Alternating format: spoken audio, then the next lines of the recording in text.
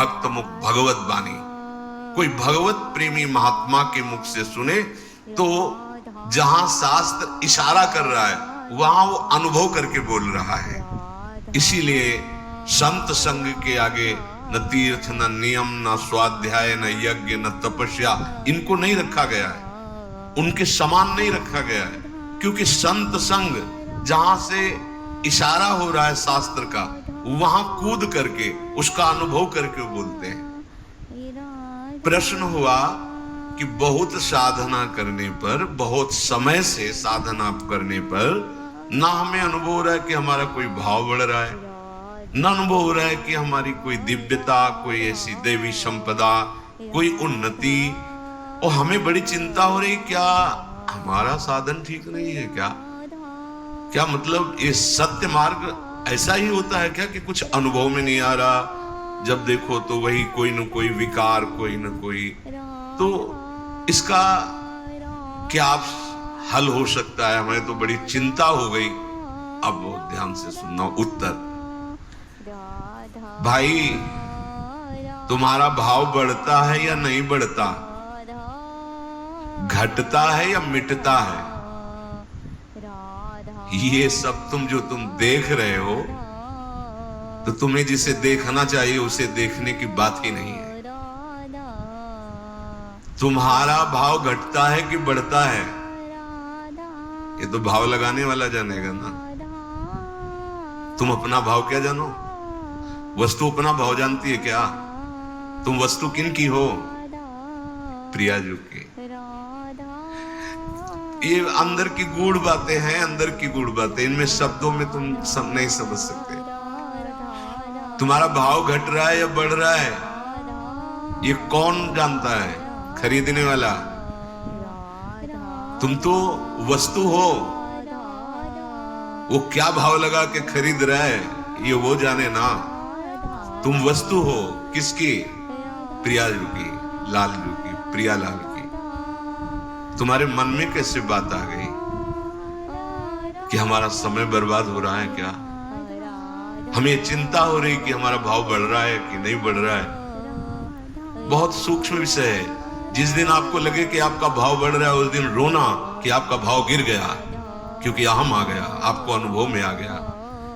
बड़े बड़े महापुरुषों को ये हित सजनी जो हैं, वो कह रहे क्वाहम तुच्छा परम मधमः प्राण्यो गर्द कर्मा। कहा मैं तुच्छ, अधम, कहां अपराध करने वाला, और कहां ये राधा नाम। ये तो वृंदावन की महिमा है कि हमारे जैसे तुच्छ हृदय में राधा। कौन बोल रहे? जिनके अधीन श्यामा श्याम है। श्यामा जू के अधीन लाल जू, तो लाडली लाल अधीन हित जू के, हित सजनी जू के। हम क्या सोच रहे? हमारा भाव बहुत अभी विश्राम मिल जाएगा अगर ये बात समझ जाओगे। उपासक तो सिर्फ उपास्य देव को समर्पित हो चुका है, और उसका एक ही केवल लक्ष्य है, उपास्य देव का नाम जपना। वो कभी अपनी ओर नहीं देखता जो उपासक है। इतना अच्छा आनंद अनुभव हुआ इस बात के चिंतन से कि हम लोग कहां फंस जाते हैं, कैसे हम लोग शरणागत हैं कि अपनी शरणागति का विस्मरण करके हम अहम की धरा में विचरण करने लगते हैं। बिल्कुल बिल्कुल अक्षर अक्षर मान लेना, वृंदावन में बैठे हो निश्चिंत हो जाओगे, निश्चिंत। ये इसलिए बार बार पुलकन के साथ की जैसे स्वाद लेकर खाया गया हो, फिर तो होता है तुम चिंता न करो, हमने पा के देखा है, बहुत स्वास्थ्यवर्धक है, वो बहुत स्वादिष्ट है। अपनी ओर देखना, अपनी चिंता करना और समर्पण का भाव दिखाना, क्या ये नाटक या दंभ नहीं है? बहुत सुलझ कर यही हमारा जीवन है। जब से श्री जी की कृपा हुई, महादेव जी की कृपा से श्री जी, और जब श्री जी की कृपा हुई तब ये जीवन जागृत हुआ। ये पहले नहीं था। पहले था इंद्रियों को अधीन करके मन को निसंकल्प करके अपने स्वरूप में स्थित हो जाओ। बस दूसरा कोई सूत्र नहीं, कोई कृपा, कोई प्रार्थना, कोई रोना धोना, कुछ नहीं। ये मार्ग था। वो जब महादेव जी की कृपा से श्री जी के चरणों का आश्रय मिला, तब वो है मोक्ष मार्ग। ये है मोक्ष को भी थुतकी कृत कर देने वाला प्रेम मार्ग। बहुत बहुत तुम अपनी चिंता करते हो, अपनी तरफ देखते हो और समर्पण का भाव भी कहते हो। क्या ये दंभ नहीं है, दिखावा नहीं? तुम समर्पित हो, तुम किसकी वस्तु हो, अब वो देखे। बहुत सुंदर। हाँ, तुम्हें बहुत लग रहा है ना कि तुम्हें अनुभव नहीं हो रहा, तो जांच के देखो तुम्हारी साधना क्या है। शास्त्रीय सिद्धांत के अनुसार साधना करो, हम तुम्हें सपोर्ट करते हैं, करो साधना। पर साधन करके कोई इस महान भव समुद्र से पार हुआ हो, साधन का मतलब तैर कर, असंभव असंभव। भगवान शंकराचार्य जी ने उत्तर दिया है कि इस महान संसार समुद्र से पार होने का हे करुणा में गुरुदेव क्या उपाय है? तो भगवान शंकराचार्य जी ने कहा, श्री विश्वेश्वर पादाम्बुज दीर्घ नौका। अद्वैत सिद्धांत के आचार्य गुरु कृपालो कृपया वदेत। कृपा करके गुरुदेव आद्य गुरु भगवान शंकराचार्य जी कहते हैं, श्री विश्वेश्वर पादाम्बुज दीर्घ नौका। इस संसार समुद्र से पार होने का उपाय एकमात्र विश्वेश्वर भगवान के चरणारविंद की नौका। ये बात करें अद्वैत सिद्धांत के आचार्य। प्रश्नोत्तरी में प्रश्न है कि इस असार संसार समुद्र से पार होने का सुदृढ़ उपाय क्या है? तो गुरु कृपालो कृपया वदेत, श्री विश्वेश्वर पादाम्बुज दीर्घ नौका। दीर्घ शब्द पूरा विश्व बैठ जाए तो भी खाली ही रहेगी, ऐसी नौका है हमारे विश्वेश्वर भगवान श्री हरि श्री हर, इनके चरणारविंद। यदि तुम तैरने में बहुत कुशल हो तो फिर तुम्हारा प्रश्न कैसे हुआ कि भाव नहीं बढ़ रहा, हमें कुछ लाभ नहीं मिला? इसका मतलब तुम अच्छे तैराक नहीं हो। और परिणाम में बता दें, इसमें अच्छे से अच्छे तैराक भी इस भव समुद्र को पार नहीं कर पाते, क्योंकि जिनका भव समुद्र वो कह रहे हैं, मामे वे प्रपद्यन्ते माया मेताम तरंतिते। एकमात्र मेरे चरणारविंद है, जिनका तुम आश्रय ले लो तो भव समुद्र से पार हो जाओगे, नहीं तो दैवी हेषा गुणमयी मम माया दुरतया। अब बात करते हैं तुम्हारे भाव बढ़ने की। तुम्हें नाव मिल गई है, नाव। श्री हरिवंश प्रताप से नाव मिल गई है। नाव क्या है? नाम। और इस नौका का खेवक कौन है? स्वयं आप, नामी, वही गुरुदेव है। आप तो बस चुपचाप नाव में बैठ गए और तरंगों का आनंद लेते हुए सुख पूर्वक भव समुद्र से पार हो गए।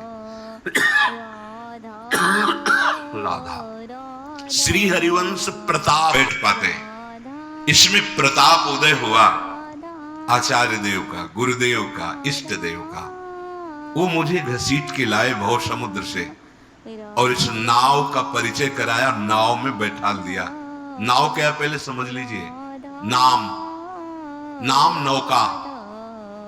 अगर आप नाम नहीं जप रहे तो आप नौका में नहीं बैठे हैं। नाम नौका और निजु खेवक, ये इस भव समुद्र के बहुत ही प्रवीण पार करने वाले केवट हैं सदगुरुदेव आचार्य आराध्य देव। जो नाम रूपी नौका में बैठा वही श्री हरिवंश प्रताप, जिसमें भगवत प्रताप उदय हुआ, वही इस नौका पे। नहीं, बहुत से अपने बाहुओं का बल रखने वाले कूद पड़े तैरने के लिए, और ब्रह्मा जी कहते हैं हमने बहुत ऊंचाई पर जाके भ्रष्ट होते देखा है, अर्थात डूबते देखा है। अब नाव में बैठने वाला अगर हाथ पैर चलावे और बार बार ये चिल्ला चिल्ला करके कहे इधर से नहीं इधर से ले चलो, हमें लगता है ये अच्छा मार्ग, फंसा मत देना, और तो नाविक क्या करेगा? नाव खड़ी करेगा, उतरो, तैर के जाओ, जाओ स्वयं तैर करके कूदो इसमें से, बाहर निकलो, चलो। जब तुम्हें इतना विश्वास नहीं है कि ये नाविक पार कर देगा, इतना विश्वास नहीं है कि ये बहुतों को पार कर दिया है, तो तुम बैठे क्यों नाव में? तैर के जाओ ना, जितेंद्रीय बनो, साधन चतुष्टय धारण करके ज्ञान के द्वारा इस भव समुद्र को पार करो।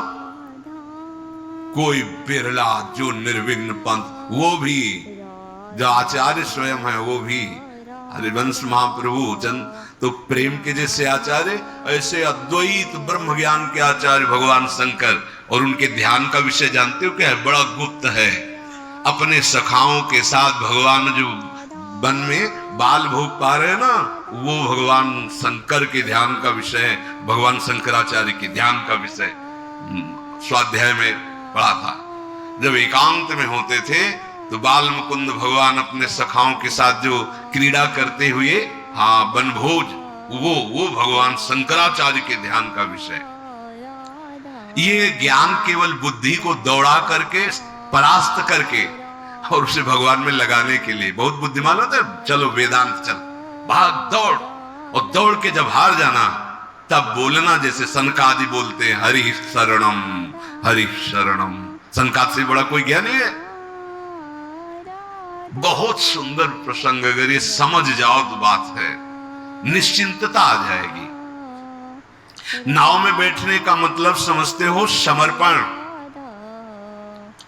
अगर तुम्हें अपने नाविक की सर्वज्ञता, सर्वसमर्थता और सुहृदता, इन तीन बातों पे विश्वास नहीं है तो कूद जाओ, तैरो तैरो। और इतना बाहुओं में बल होना चाहिए कि अथाह अगाध असीम अनंत, कई किलोमीटर नहीं है, अथाह अगाध असीम अनंत समुद्र है। जैसे भगवान अनंत, ऐसे उनकी माया अनंत। भगवान अनिर्वचनीय तो माया भी अनिर्वचनीय। कैसे पार हो गए? अच्छा, नौका में तो कोई शत्रु प्रहार कर दे जलचर जीव, ऐसी वो नौका नहीं है, पहुंच ही नहीं वहां तक। इतनी ऊंची विशाल सुदृढ़ नौका है, और तैरने चलोगे